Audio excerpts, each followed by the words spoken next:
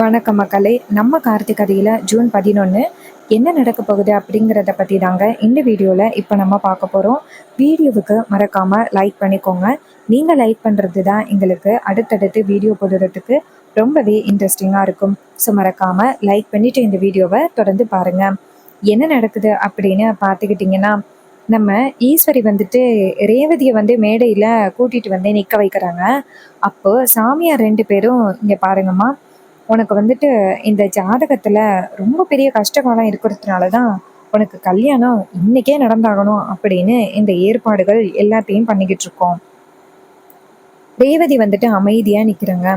ராஜா நேரா ஈஸ்வரியை பார்த்து, ஈஸ்வரி, நாளைக்கு தான் எல்லாருக்கும் முன்னாடியிலே இந்த கல்யாணத்தை பண்றேன் அப்படின்னு சொன்னேன்.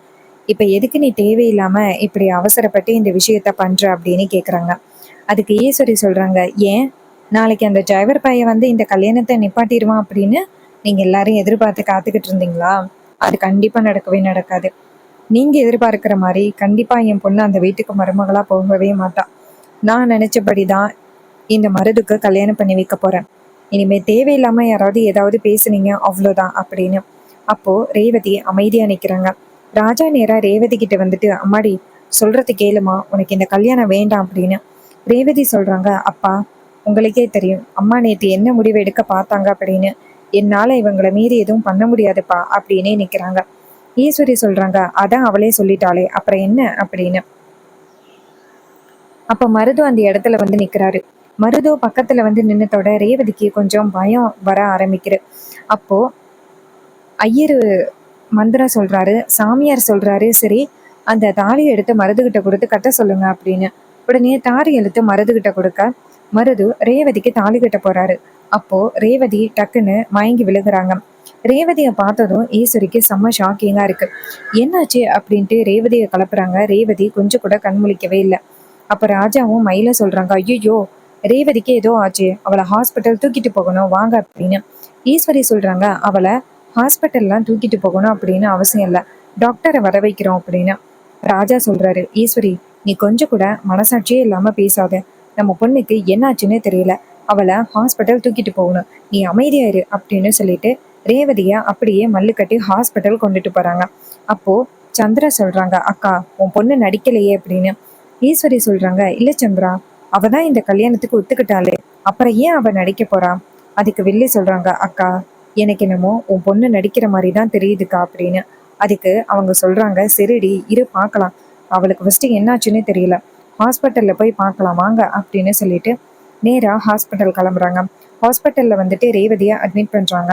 அப்போ ரேவதிக்கு ட்ரீட்மெண்ட் நடக்குது. டாக்டர்ஸ் ரேவதிக்கு ட்ரீட்மெண்ட் பண்றாங்க. அப்போ ராஜா, மயிலு எல்லாரும் வெளில நிக்கிறாங்க, ஈஸ்வரியும் நிக்கிறாங்க.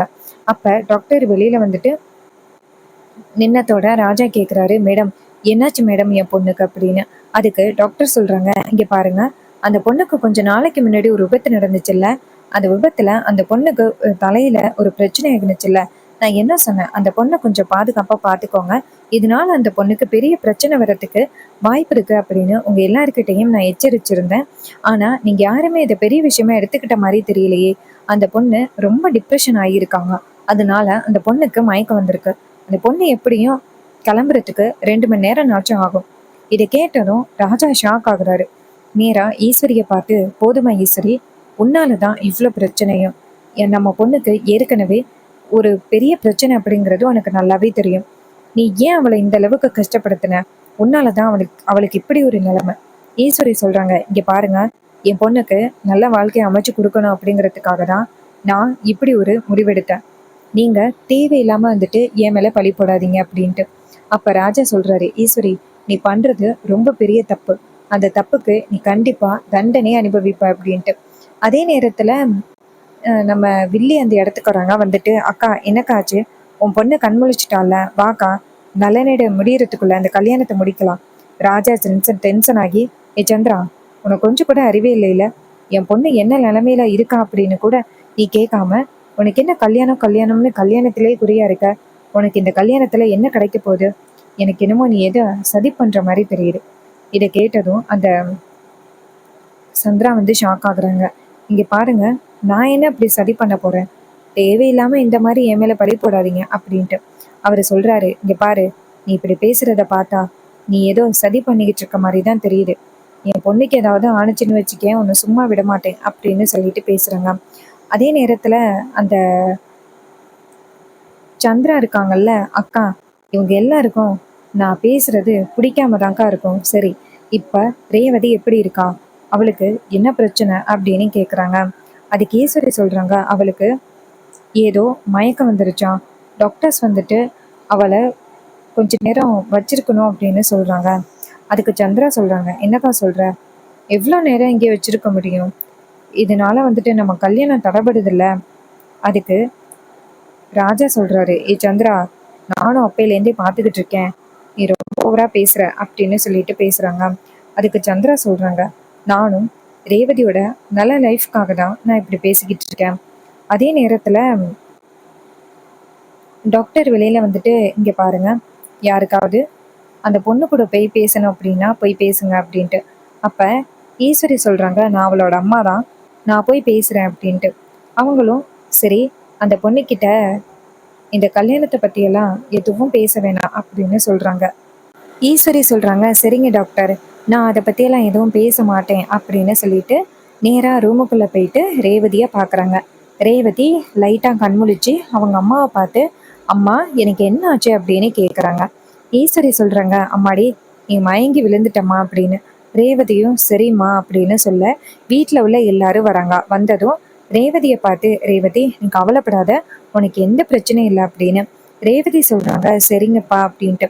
அப்புறமா டாக்டர் உள்ளவரை வந்துட்டு, சரி அவங்க கிட்ட பேசிட்டீங்கல்ல, வெளியில போங்க அப்படின்னு சொன்னதும் எல்லாரும் வெளியில வராங்க. அப்ப ஈஸ்வரிக்கு ரொம்ப முக்கியமான ஒரு ஃபோன் வருது. ஈஸ்வரி ஃபோனை பார்த்துட்டு ராஜா கிட்ட, இங்க பாருங்க, ரேவதியை பார்த்துக்கோங்க, எனக்கு ரொம்ப முக்கியமான ஒரு ஃபோன் வருது, நான் வெளியில போய் பேசிட்டு வரேன் அப்படின்னு போறாங்க. அப்போ ரேவதி வந்துட்டு லைட்டா கண்முழிக்கிறாங்க. கண்முழிச்சிட்டு நேரா நர்ஸ் கிட்ட, நர்ஸ் எங்க அப்பாவை பார்க்கணும், உள்ளார கூப்பிடுங்களேன் அப்படின்னு சொன்னதும் நர்ஸும் சரி அப்படின்னு சொல்லிட்டு வெளியில வந்துட்டு நேரா ராஜா பார்த்து, சார் உங்களை உங்க பொண்ணு கூப்பிடுறாங்க அப்படின்னு. உடனே அவரும் சரிங்க சிஸ்டர் அப்படின்ட்டு உள்ளார வராங்க.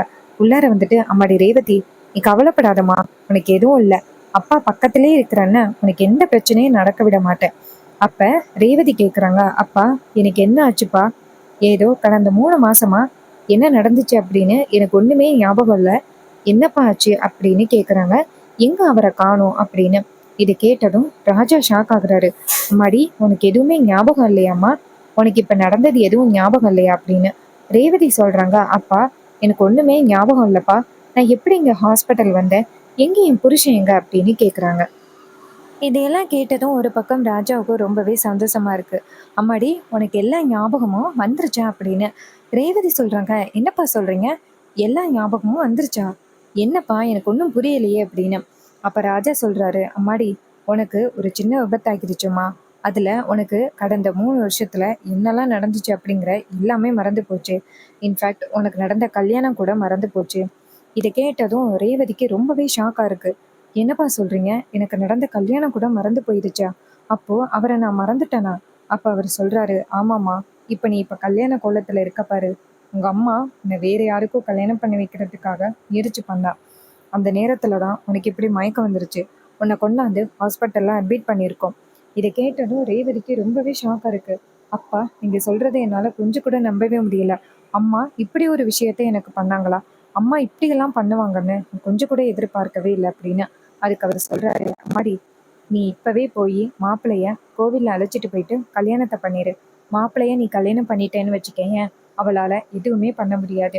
உடனே ரேவதி சொல்றாங்க, அப்பா ஆமாப்பா நீங்க சொல்றது சரிதான்ப்பா, நான் இப்பவே கிளம்புறேன் அப்படின்னு நேரா கிளம்புறாங்க. நர்ஸ் சொல்றாங்க, மேடம் இந்த நேரத்துல இங்க கிளம்பக்கூடாது. அதுக்கு ரேவதி சொல்றாங்க, இங்க பாருங்க, நான் கண்டிப்பா போயே ஆகணும், இல்லைன்னா என் வாழ்க்கை கேள்விக்குறியாகிரும் அப்படின்னு சொல்லிட்டு டக்குன்னு எந்திரிக்கிறாங்க. எந்திரிச்சிட்டு நேரா வெளியில வராங்க. ரோஹிணி ரேவதி வரதை பார்த்துட்டு, ரேவதி எங்க கிளம்புற, டாக்டர் வந்துட்டு உன்னை ட்ரீட்மெண்ட் எடுத்துக்க சொன்னாங்களே. அப்ப ரேவதி சொல்றாங்க, இல்லக்கா நான் உடனே அவரை பார்க்க போகணும், அவரு எந்த ஆஃபீஸ்ல இருக்காரு, என்னை சீக்கிரம் கூட்டிட்டு போங்க அப்படின்னு சொன்னதும் மயிலு சொல்றாரு, ரேவதி நான் உன்னை கூட்டிட்டு போறேன் வா அப்படின்னு சொல்லிட்டு நேரா ரேவதியை வந்துட்டு ஆஃபீஸ்க்கு கூட்டிட்டு போறாங்க. அங்க வந்துட்டு நம்ம ஹீரோ ரொம்பவே பதட்டமா உட்காந்துருக்காரு. இன்னொரு பக்கம் மயிலு ஆஃபீஸ்ல கொண்டாந்து வண்டியை நிப்பாட்டி, இதான் கார்த்தியோட ஆஃபீஸ் அப்படின்னு சொன்னது. உடனே ரேவதியும் சரி அப்படின்னு சொல்லிட்டு அங்கேருந்து ஓடுறாங்க. அப்போ பிரியா வந்துட்டு ரேவதியை பார்த்துட்டு ஷாக் ஆகி, ஏ ரேவதி, நீ இங்க என்ன பண்ற? உனக்கு கல்யாணம்னு கேள்விப்பட்டேன். ரேவதியை வந்துட்டு அது கண்டுக்காம நேரா ரூமுக்குள்ள போறாங்க. அங்க நம்ம ஹீரோ உட்கார்ந்துருக்காரு. ரேவதி ஓடி போய் ஹீரோவை ஹக் பண்றாங்க. அப்போ ஹீரோ வந்துட்டு, என்னாச்சு ரேவதி, என்னாச்சு அப்படின்னு கேக்குறாங்க. ரேவதி கேக்குறாங்க, எப்படி வந்துட்டு என்னை விட்டீங்க? அந்த கல்யாணம் நடக்கட்டும் அப்படின்னு எப்படி என்னை விட்டீங்க? அப்போ உங்களுக்கு கொஞ்சம் கூட நான் பிடிக்கவே இல்லை அப்படின்னு தானே அர்த்தம். என்னை சுத்தமா மறந்துட்டீங்களா? அப்போ நான் உங்களுக்கு முக்கியம் இல்லை அப்படின்னு தானே அர்த்தம் அப்படின்லாம் கேட்குறாங்க. இதை கேட்டதும் அவர் ரொம்பவே ஷாக் ஆகுறாரு. என்ன ரேவதி இப்படி பேசுற? உன்னை விட எனக்கு வேற என்ன முக்கியமா இருக்க போகுது அப்படின்னு ரேவதி சொல்றாங்க. அப்புறம் எப்படி? அம்மா வந்துட்டு என்னை வேற யாருக்கோ கல்யாணம் பண்ணி வைக்கிறதுக்காக இந்த ஏற்பாடுகள் எல்லாத்தையுமே பண்ணியிருக்காங்க. நீங்க அது எல்லாத்தையுமே வேடிக்கை பார்த்துக்கிட்டு இருந்திருக்கீங்க. அப்போ உங்களுக்கு நான் முக்கியம் இல்லை அப்படின்னு தானே அர்த்தம் அப்படின்னு. இதை கேட்டதும் அவரு ஷாக் ஆகுறாரு. இங்க பாரு ரேவதி, அப்படியெல்லாம் இல்லை, எனக்கு உன்னை ரொம்ப பிடிக்கும், எனக்கு நீ ரொம்ப முக்கியம் தான் ரேவதி அப்படின்னு சொல்லிட்டு பேசுறாங்க. அதே நேரத்துல ரேவதி சொல்றாங்க, இங்க பாருங்க, உங்களுக்கும் எனக்கும் நடந்த கல்யாணம் எதுவுமே இல்லாம போயிருச்சாம்ல. அம்மா எனக்கு வேற யாரையோ கல்யாணம் பண்ணி வைக்கிறதுக்காக முயற்சி பண்ணாங்களாம்ல. நீங்க இப்பவே வாங்க, நம்ம 2 பேருமே கோவில்ல கல்யாணம் பண்ணிக்கலாம் அப்படின்னு கேக்குறாங்க. கார்த்தி சொல்றாரு, இங்க பாரு, உன்னோட விருப்பத்துக்கு என்னைக்குமே நான் எதிர்மறையா பேசவே மாட்டேன். உனக்கு இதான் விருப்பம் அப்படின்னா நான் தாத்தாவையும் பாட்டியையும் கோவிலுக்கு வர சொல்றேன். அவங்களோட முன்னிலையில நம்ம கல்யாணம் பண்ணிப்போம் அப்படின்னு. உடனே ரேவதியும் சரி அப்படின்னு சொல்றாங்க. அப்புறமா ஹீரோ வந்துட்டு நேரா ரேவதியை அழைச்சிக்கிட்டு நேரா கோவிலுக்கு போறாரு. அதே நேரத்துல பிரியா இதை பார்த்துட்டு ஷாக் ஆகி, மேடத்துக்கு இவ வந்ததே தெரியுமா என்னன்னு தெரியலையே அப்படின்னு நேரா ஈஸ்வரிக்கு ஃபோன் பண்றாங்க. ஈஸ்வரி ஃபோன் அட்டென்ட் பண்ணி, பிரியா. அப்ப பிரியா கேக்குறாங்க, என்ன மேடம் இது, இன்னைக்கு ரேவதிக்கு கல்யாணம் அப்படின்னு சொன்னீங்க, இப்ப பார்த்தா ரேவதி ஆஃபீஸ்க்கு வந்துட்டு சாரை கூட்டிக்கிட்டு எங்கேயோ போயிட்டான். எனக்கு என்னமோ இது தப்பா தோணுது. நீங்க தானே சொன்னீங்க சாரை வந்துட்டு எனக்கு எப்படியாவது அமைச்சு கொடுக்குறேன் அப்படின்னு சொன்னீங்கல்ல. இப்ப என்ன உங்க பொண்ணு வந்துட்டு சாரை கூட்டிகிட்டு போயிட்டு இருக்கா? எனக்கு என்னமோ இதுக்கு பின்னாடி ரொம்ப பெரிய காரணம் இருக்குமோ அப்படின்னு தோணுது. இதை கேட்டதும் ஈஸ்வரி ஷாக் ஆகி, என் பொண்ணு இப்போ ஹாஸ்பிட்டல்ல இல்ல இருக்கா, ஹாஸ்பிட்டல்ல ட்ரீட்மெண்ட் எடுத்துக்கிட்டு இருக்கா, அவ எப்படி அங்க வந்திருப்பா, நீ வளராத. அதுக்கு பிரியா சொல்றாங்க, மேடம், நான் இப்ப என் கண்ணால பார்த்தேன், என் கண்ணால பார்த்ததை தான் சொல்றேன்.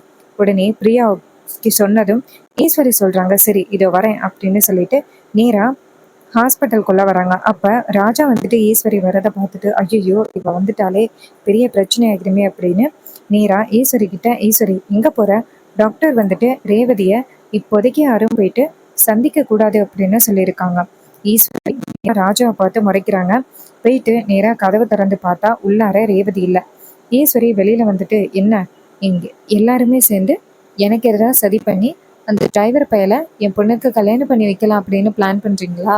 நீங்க என்ன பிளான் பண்ணாலும் சரி கண்டிப்பா நடக்காது அப்படின்னு சொல்லிட்டு வேகமா அந்த இடத்துல இருந்து போறாங்க. இதை பார்த்துட்டு மயிலு ஷாக் ஆகி, ஐயோ அத்தைக்கு தெரிஞ்சு போச்சு ரேவதி கோவிலுக்கு போறா அப்படின்னு, இப்ப எப்படியாவது அத்தையை தடுக்கணுமே அப்படின்னு.